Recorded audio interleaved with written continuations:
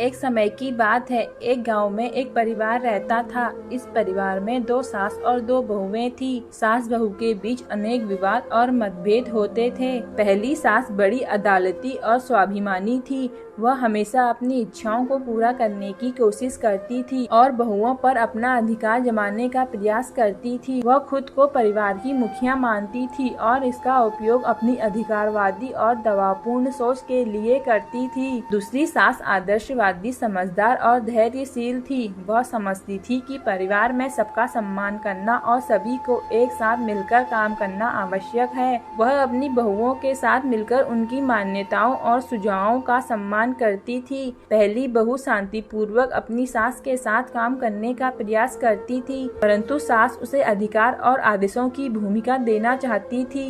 इससे वह परेशान हो जाती थी और घर के माहौल में दबाव महसूस करती थी। दूसरी बहू समझदारी और समाधान निकालने के लिए साथ मिलती थी। वह दिल से सास के साथ मिलकर उसकी सहायता करने का प्रयास करती थी और विवादों को सुलझाने के लिए हमेशा तत्पर रहती थी। धीरे धीरे पहली सास ने समझा कि उसका अधिकारवाद और दबावपूर्ण सोच न केवल उसकी बहुओं को दुख पहुंचा रहा है, बल्कि परिवार के सभी सदस्यों को भी। उसने स्वयं को समझाया और अपनी सोच में परिवर्तन किया।